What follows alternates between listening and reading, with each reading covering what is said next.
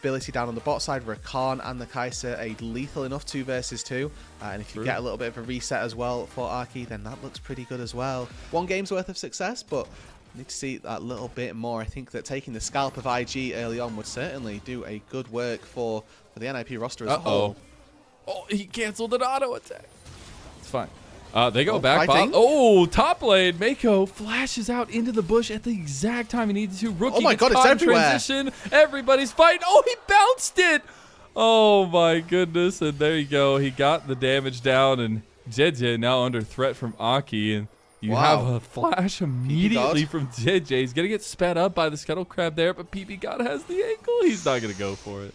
Yeah, just not quite enough movement speed there, and didn't have the flash to close that gap. But really, an entire series, or at least so far in the series, as it has been NIP dominated. You do have Leave coming down, though. They're going to take the engage, though. No level 6s except for these mid laners. There is the in-between worlds, but Aki is already down before he even gets the damage on because Mako claims the kill. Mako also part about feats of strength is that actually, you know, there's a lot of discussion. The boot upgrades aren't particularly great, but when you get to take these fights and when you're looking at, you know, hyper late game as well, having that extra bonus of struck the rift again. Okay, so for IG, this game going very well to begin with, and the small realm warp. There you go, bringing back the classic strats, but it wasn't enough because that is a wild growth, but it maybe was enough on the follow-up, and there you go, we get the reset already for Aki. Jeje and Gala trying to get away from the team fight, but there's 4 members of NIP on top. But being able to come out of your group as the top seed makes a statement to the rest of playoffs. No, it absolutely does. And the fact that only the top 2 get out, as you talked about it, they already are losing this fight here. JJ cannot go over the wall there, and or at least decides not to. They lose 2 members quickly to NIP's strike, and they lose the dragon as well. No, and that means that that's 2 feats of strength for 2 overall. So we're waiting for, or rather, objectives. I have to find a better way of differentiating feats of strength and the objective bit for feats of strength. But they get 2 objectives working their way towards the overall marker. So they're 2 for 2 currently. That first turret could end up being broken all of their pieces up 1 rung. So Galameko go into the top lane, allow Rookie to farm a wave in the mid lane. This is Rookie makes his way back down to the bot side. Shanji caught by the initial Q, but yeah. Maybe. Okay, in between worlds, gonna be popped. The 2-fold hex, pull it back. And 1 auto attack to finish it off. Bunny killing Croc. I don't think I've ever seen that in any of my animal books.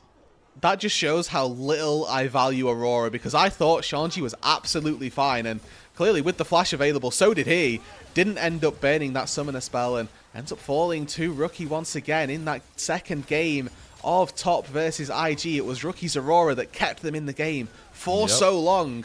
And after such a sort of devastating fight, maybe it's going to be that again. Oh, the Shy.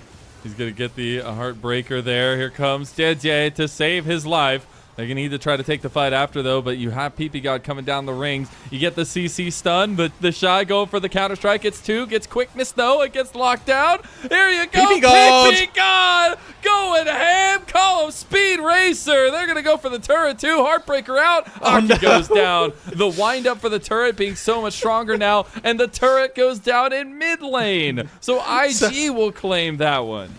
Okay, that's a very devastating interaction on the top side there for Arky that costs him his life. And if we get a replay, I'll be sure to point it out.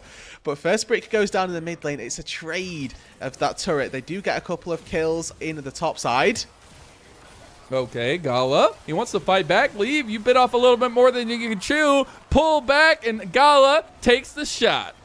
Yep, takes a 1 versus 1. Leave just thinks that Mako is not with him, I guess. He did end up seeing him after the blue trinket got popped, but there you go. We're right back into it, though. The LPL never quits. TP coming in. That's going to be Shanji joining the fight. Rift Herald going down low. Jeje around the corner, but he puts everything to sleep. He goes dark, and there you go. The Rookie gets engaged on. It just goes down. The Shy is trying to tank up the front line right now as this Jax. He does do a really good job of it going right back into Aki, though. The Rift Herald already had gone down, but IG want to continue fighting. They don't have a turret up here, and yeah, I mean, you're just going to get picked up. The Shy gives the resets over, and NIP are putting the work in and getting paid.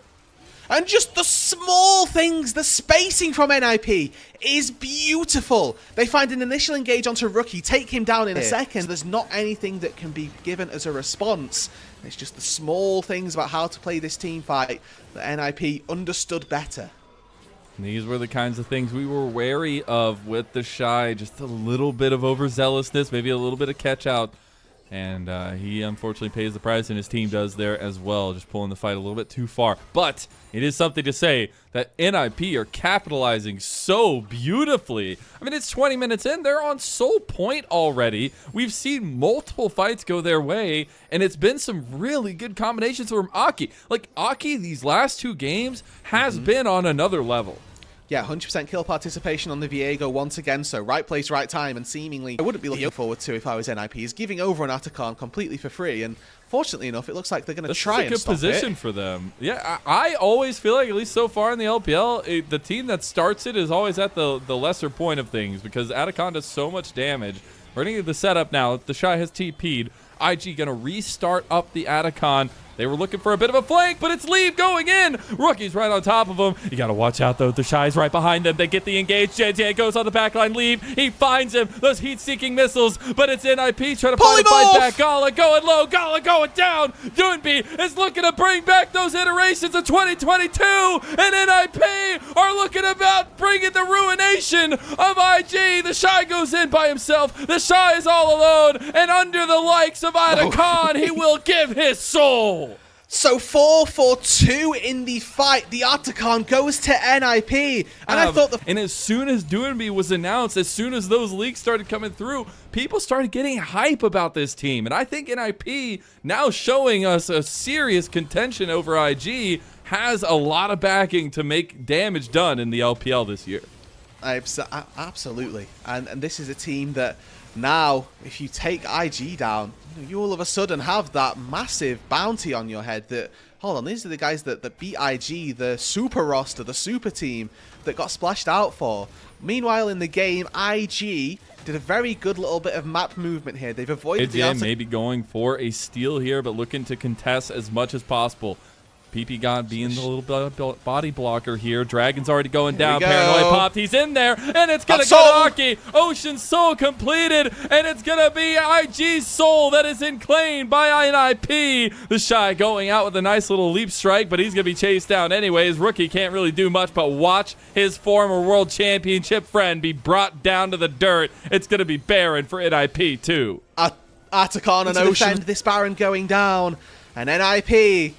2 massive buffs at their back pocket, and now a lot of gold on the map still to be claimed. Mid not even knocked down that tier 1, the tier 2 in the top breaks down, and once again the 50-50 comes through. It's one out on by Arky. Yeah, remember, JJ absolutely ran game number 1. 15-0-4 on the Xin Zhao was a monster, but has not looked anywhere near the same since, and it has been the Arky show since then.